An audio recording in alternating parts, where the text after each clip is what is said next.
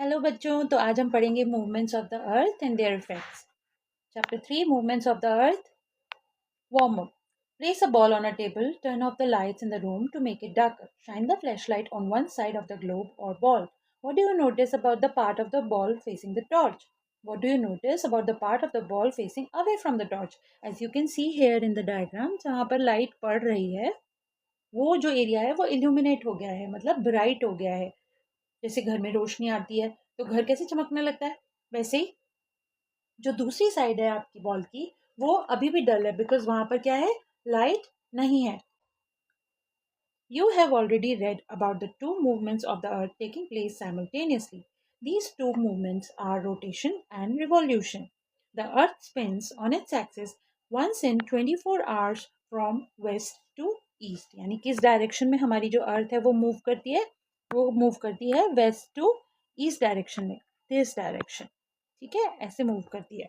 Rotation, इसको हम कहते हैं रोटेशन, बिकॉज वो क्या है, अपने एक्सिस पर ही घूम रही है। इस मूवमेंट का नाम होता है rotation. Rotation is a small movement, आप इसको ऐसे याद रख सकते हो। मतलब 24 आवर्स में जो मूवमेंट हो रहा है वो छोटा मूवमेंट है, तो वो है रोटेशन, जिसमें अर्थ अपने ही एक्सिस में घूम रही है और डे और नाइट बना रही है। दूसरा जो मूवमेंट है वो है रिवॉल्यूशन, वो लॉन्गर नेम है, ऐसे याद कर सकते हो आप, इसलिए वो लॉन्गर टाइम लेता है to complete, like an year to complete. ठीक है, 365 डेज लेता है वो कंप्लीट होने के लिए, सन के चारों तरफ चक्कर लगाने के लिए। While the earth is rotating on its axis, it is also revolving. ये नहीं है कि रोटेशन रुक जाएगा तब हमारा रिवॉल्यूशन शुरू होगा, दोनों साइमल्टेनियसली चलते रहते हैं साथ साथ। It takes 365 1/4 days to make a revolution. अब आपने यहाँ पर पढ़ा कि 365 प्लस 1/4 डे और लगता है इस मूवमेंट को कंप्लीट करने के लिए। अब ये मूवमेंट में जो ये 1/4 डे बचता है, इसका कैसे यूज करते हैं और ये कहाँ काम आता है, ये भी हम इस चैप्टर में पढ़ेंगे। Rotation and its effects.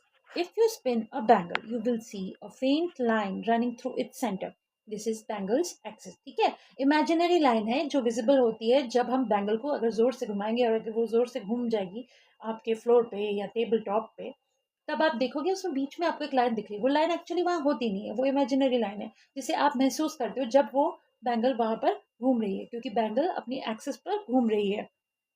The Earth has a similar axis around which it rotates. This axis is tilted at an angle of 66.5 degree to the plane of the Earth's orbit. अब हमने पहले क्या पढ़ा था कि हमारी जो अर्थ है वो स्ट्रेट ऐसे नहीं घूमती, स्लाइटली टिल्टेड घूमती है। ठीक है, ये जो टिल्ट है ये 23.5 डिग्रीज का हमने पढ़ा था। अब ये बोल रहे हैं The axis is tilted at an angle of 66.5 degree to the plane. अब to the plane, अब यहाँ पर देखो रेफरेंस बदल गया। पहले तो हम क्या कह रहे थे कि इस लाइन के हिसाब से ये जो डिफ्लेक्शन है ये 23.5 डिग्रीज का है। अब हम दूसरी बात कह रहे हैं। क्या बात कह रहे हैं? हम कह रहे हैं कि ये जो लाइन है हमारी, जो एक्सिस वाली लाइन है, और ये जो प्लेन है ऑर्बिट वाला जिसमें अर्थ घूमती है, ये एंगल, इन दोनों के बीच का जो एंगल है वो 66.5 डिग्री से। दोनों ही बातें सही है। ठीक है, ये 23.5 डिग्री है यहाँ से, ये भी सही है। ये यहाँ से 66.5 डिग्रीज है, ये भी सही है। Rotation causes day and night. अब रोटेशन से होता क्या है, जब अर्थ घूमती है तो हम कभी सन के सामने आते हैं और कभी पीछे चले जाते हैं। जब हम सामने आते हैं सन के तो डे हो जाता है, जब हम पीछे चले जाते हैं सन के तो नाइट हो जाती है।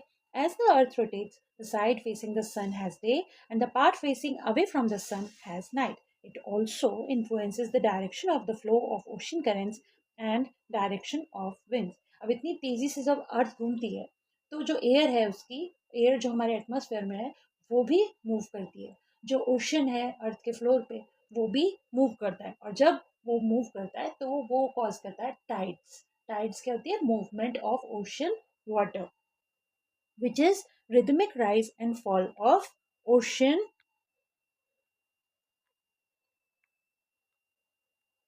water twice a day. Places on the east get to see the sun first, and their time is ahead of places in the west. Thus, Japan, which lies in the extreme east of the eastern hemisphere, is called the land of rising sun.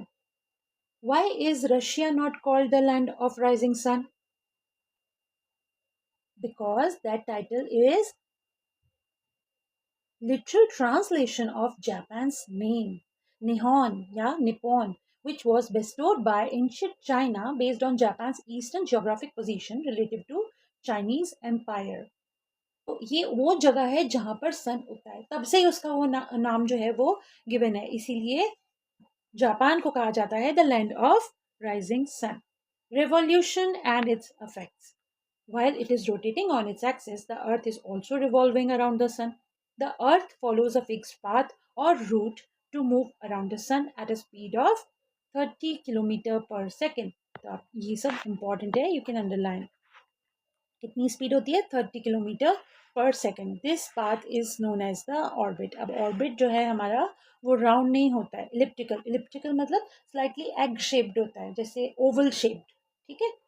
तो इसमें क्या होता है, Oval shape में क्या होता है, आपने देखा होगा वो राउंड की तरह, उसमें चारों तरफ इक्वल डिस्टेंस नहीं होता, वो बीच में से थोड़ा पतला होता है और साइड से थोड़ा लंबा होता है. तो अब यही वो टाइम है, यही वो वजह है, ये इसी शेप की वजह से हमारी जो अर्थ है उस पर अलग अलग मौसम या सीजन्स पड़ते हैं. जैसे अब हम जब यहाँ बीच में आएंगे तो बीच में हमारे स्प्रिंग और ऑटम का सीजन रहता है, जब अर्थ का सन से जो डिस्टेंस है वो स्लाइटली लेस रहता है. और जब सन का अर्थ से डिस्टेंस बढ़ जाता है, दूर हो जाता है, तब वो जो टाइम है उस टाइम पे हम एक्सपीरियंस करते हैं summer solstice and winter solstice. इसके बारे में हम आगे पढ़ेंगे. Like the Earth, all other planets move around the Sun in their own orbits. सभी planets अपने orbits में घूमते हैं and the time taken by them is also different. Okay, सबका time अलग अलग होता है. So the Earth takes 365 days to revolve around the Sun. But in our calendar, a year has only 365 days. तो फिर वो 1/4 डे का क्या हुआ? This quarter of a day is accumulated. Accumulated मतलब इकट्ठा कर लिया जाता है. फॉर एग्जाम्पल इसको आप ऐसे समझो कि आप पानी की बॉटल भर रहे थे, लेकिन अब आपके पास एक 1 ग्लास ऑफ वाटर और बचा है. ठीक है. एक आपकी जो बड़ी सी बॉटल है उसमें 4 ग्लासेस ऑफ वाटर ही आता है. अब आपके पास तो यहाँ पर 1 ही ग्लास बचा है. तो अब आप इस 1 ग्लास से तो एक और बॉटल नहीं भर सकते, तो आपने इसको अलग से रख लिया. अब आपने दूसरी बॉटल भरी, उस दूसरी बॉटल को भरने में भी आपके पास 1 और ग्लास बच गया. फिर तीसरी बॉटल भरी, उसके बाद भी आपके पास 1 ग्लास बच गया. फिर आप जब फोर्थ बॉटल भरने लगे, तब आपके पास एक और ग्लास जब बचा, तो आपके पास कितने और ग्लास, पहले वाले ग्लासेस मिला के कितने ग्लास हो गए? 4 ग्लासेस हो गए आपके पास. यानी कि अब उन 4 ग्लासेस से आप एक बॉटल और भर सकते हो, क्योंकि हर बॉटल को भरने के लिए आपको 4 ग्लासेस ऑफ वाटर चाहिए. तो उससे आपने क्या किया? 1 मोर डे बना लिया, 1 मोर बॉटल भर ली. तो इसको आप ऐसे समझ सकते हो कि जब आपके पास 1/4 डे बच रहा है, 1/4 कितने का? Of 24, of 24 hours. यानी कि आपके पास कितना बच रहा है? 1/4 मल्टीप्लाई बाय 24/1. यही लिखते हैं ना. 4 1 4, 4 6 24. आपके पास बच रहे हैं 6 आवर्स. 6 आवर्स जब आपके पास 4 बार बच गए तो आपको मिल गए 24 आवर्स, है ना. तो जब आपके पास 4 साल तक 6 घंटे 6 घंटे 6 घंटे 6 घंटे बचते जाते हैं, तो चौथे साल में आपके पास वो पूरे 24 आवर्स हो जाते हैं. तो जब वो पूरे 24 आवर्स हो जाते हैं, तब हम उसको जोड़ देते हैं, उसको बना देते हैं 1 डे. ठीक है ना. 1 डे को फिर हम किस में जोड़ देते हैं? अपने ईयर एंड में 365 जो है हमारा, उसमें हम ऐड कर देते हैं 1 डे. हमारे पास आ जाता है 366 डेज. और ये एक डे हम कहाँ जोड़ देते हैं? फरवरी में. फरवरी में हमारा जुड़ जाता है. उसके बाद हम जब फरवरी में जोड़ देते हैं तो उस ईयर को हम क्या कहते हैं? Leap year. Leap year, leap का मतलब होता है जंप. हमने कितनी जंप ली? हमने 3 बार जंप किया. फिर चौथी जंप में हमारे पास एक और 6 आवर्स आ गए, तो हमने उसको मिला के क्या बना दिया? पूरा 1 डे बना दिया. वो 1 डे हम कहाँ जोड़ देते हैं? फरवरी में जोड़ देते हैं. इसीलिए हमारा तब फरवरी 29 डेज का बन जाता है. ठीक है. It has 366 days. Year 2024 was a leap year. अब एक और बात आपको इन्होंने यहाँ पर लिखा, 2024 जो है वो लीप ईयर है. कैसे है वो लीप ईयर? हमने क्या करा? 2024 4 को आप 4 से डिवाइड करो। अगर वो 4 से डिवाइड हो जाता है कम्प्लीटली, 4 5 ज़ा 22 आया, 4 0 ज़ा 0, 4 आया, 2 नीचे क्या आया, 4 आया, 4 6 ज़ा 24। तो कुछ भी नहीं बचा नीचे, मतलब ये कम्प्लीटली डिविजिबल है। इसका मतलब ये जो है हमारा ये लीप ईयर है। ठीक है, आप किसी भी ईयर को 4 से अगर डिवाइड कर पा रहे हो कम्प्लीटली तो वो लीप ईयर होता है। ठीक है, ओके, आगे हम पढ़ते हैं। अब सीजन्स कैसे फॉल करते हैं हमने पढ़ा। Most important effect of the revolution, हमने क्या देखा था कि वो जो रिवोल्यूशन का मेन इफेक्ट है वो क्या है, हमारी अर्थ पर सीजन्स का फॉल करना। हमारी इलिप्टिकल शेप जो है ऑर्बिट की वो हमें हेल्प करती है सीजन्स को फॉल करने के लिए। Season are due to the revolution of the earth around the sun and also due to the tilt of the earth axis. You have already read the axis is tilted at an angle of 66.5 degree to the plane of the earth's orbit. When one part of the earth leans towards the sun, the other part leans away from the sun. The part leaning towards the sun experiences the summer season, while the one leaning away experiences the winter season. There are four main seasons that the earth experiences: summer, winter, spring, and autumn. When the northern hemisphere experiences summer, the southern hemisphere have winter. तो northern में जब summer रहेगी तो southern hemisphere में क्या हो जाती है, बहुत ज़्यादा ठंड हो जाती है। ऐसा क्यों होता है, क्योंकि यहाँ जब नॉर्दर्न हेमिस्फेयर में, यहाँ पर आप देखो, यहाँ जो नॉर्दर्न हेमिस्फेयर है, यहाँ पर जब सन बिल्कुल स्ट्रेट चमक रहा है इधर, तो यहाँ पर जो है पीछे वाला जो पार्ट है उसको बिल्कुल भी धूप नहीं मिल रही। इसकी वजह से क्या हो गया, यहाँ पर बहुत ज़्यादा विंटर हो गई। इसी तरह जब विंटर सोल्स्टिस पड़ेगा तो यहाँ जो साउथ पोल है, इधर वाला जो रीजन है, यहाँ पूरे टाइम धूप पड़ेगी, तेज धूप, एकदम स्टैटिक, एकदम स्ट्रेट। उसकी वजह से यहाँ बहुत गर्मी हो जाएगी और तब क्या होगा, नॉर्थ पोल में बहुत ज़्यादा ठंड हो जाएगी। Twice a year sun shines directly overhead the equator during equinoxes. ठीक है, 2 बार ऐसा होता है जब बिल्कुल स्ट्रेट इक्वेटर पर अर्थ जो सन जो है वो शाइन करता है directly, and once on each tropic during the solstice. तो इक्वेटर पे जब वो सन डायरेक्टली शाइन करता है तो उसको हम कहते हैं इक्वेनॉक्स। इक्वेटर पे जब करेगा तो उसको कहते हैं इक्विनॉक्स,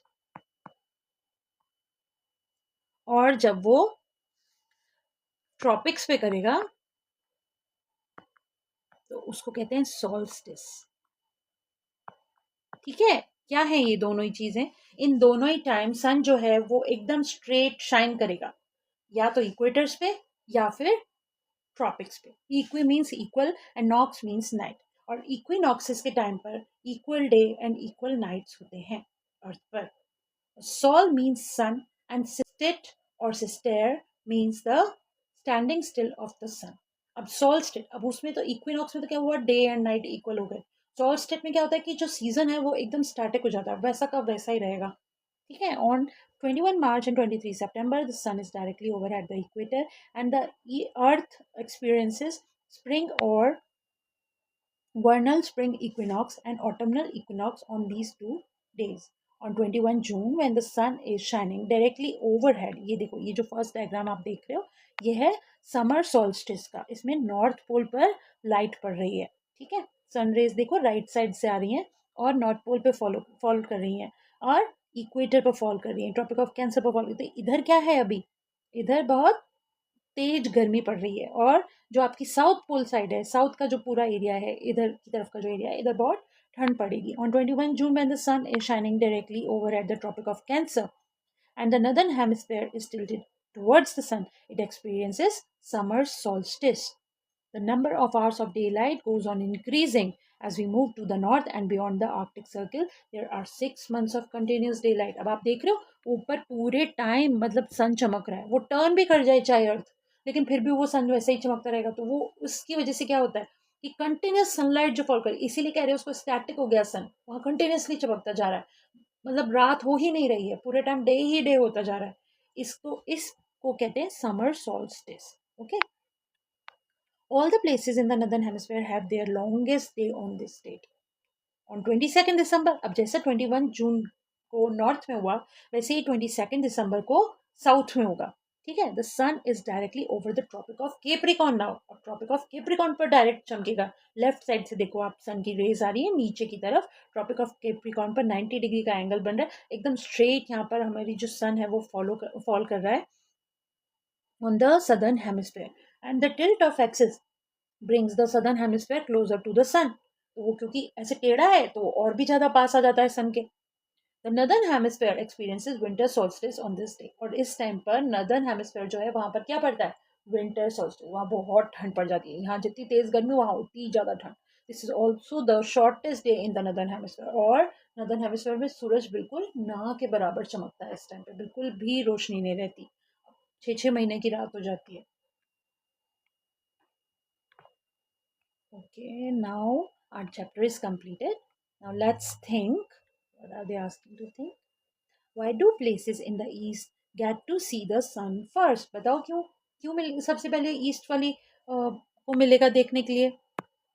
बिकॉज हमारा मूवमेंट कैसा है, हम वेस्ट से ईस्ट की तरफ जाते हैं। किधर जाते हैं, हमारा मूवमेंट कैसा है, वेस्ट टू ईस्ट, मतलब हम वेस्ट से ईस्ट की तरफ बढ़ते हैं। जब हम मूव इधर कर रहे हैं सन ऐसे आएगा हमारे, तो ईस्ट वाली जो कंट्री है उसी को तो सबसे पहले सन दिखेगा ना, है ना। With the help of diagram given, fill in the blanks in position why it is the dash season in the northern में हो गया समर, और डैश सीजन एंड विंटर हो गया winter solstice, winter season in the southern hemisphere. In position Z, dash is the season in the southern hemisphere। देखो आप यहाँ देखो, ये है आपकी एक्स और वाई पोजीशन, ये लेफ्ट में है समर सोल्स्टिस और राइट में है हमारा विंटर सोल्स्टिस। तो यहाँ पर क्या होगा आपका, इन position Z it is the dash season in the southern hemisphere. अभी यहाँ पर सदर्न हेमिस्फेयर में कौन सा सीजन पड़ रहा है, समर पड़ रहा है, और नदर्न हेमिस्फेयर में कौन सा पड़ेगा, विंटर पड़ेगा। ठीक है, the sun gives us heat which is important to support life on the earth. Without the sun life on earth would not be possible. However, we must never look directly at the sun. Its direct rays might harm our eyes. In what ways does the sun support life on the earth? बताओ कैसे करता है। अगर सन नहीं होगा तो photosynthesis नहीं होगी, फोटोसिंथेसिस नहीं होगी तो प्लांट्स जो है वो फ्रूट्स कैसे बनाएंगे, फ्रूट्स नहीं बनाएंगे तो हम खाएंगे क्या। और फोटोसिंथेसिस नहीं होगी तो ऑक्सीजन नहीं मिलेगी, ऑक्सीजन नहीं मिलेगी तो हम ब्रीथ क्या करेंगे। तो विदाउट सन तो लाइफ एग्जिस्ट ही नहीं कर सकती है अर्थ पे। Choose the correct words and fill up the blanks. Fixed path which the Earth takes to revolve around the Sun is orbit.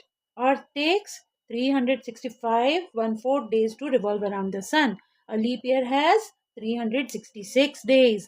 Word equinox means equal day and night. On 21 March, we have spring or vernal equinox. वर्नल भी आ सकता है, देखो आपके option में, और spring भी आ सकता है। ठीक है, okay, axis is the imaginary line on which the earth spins. Orbit is the path on which the earth revolves around the sun. The year 2024 is a leap year. 21 June. 21 June is summer solstice. 22 December is winter solstice. Okay, two movements of the earth are rotation and revolution. True. Country that is known as land of the rising sun is India. False. It is Japan. Rotation causes seasons. False. Revolution causes seasons. Main effect of revolution is that it causes day and night. False. Rotation causes day and night. Seasons are caused due to the revolution of the earth around the sun and also due to the tilt of the earth's axis. Yes, true. Imaginary line passing through the center of the earth is axis. This is the movement of the earth on its axis. Rotation. It is the movement of the earth around the sun. Revolution. It occurs once in a year. Leap year. It is caused by the revolution of the earth. Seasons. Okay अगर आप लोगों को question answers में भी help चाहिए तो please mention in the comment section. I will do a series of question answer of all the chapters. आप please एक बार मेंशन कर दीजिएगा.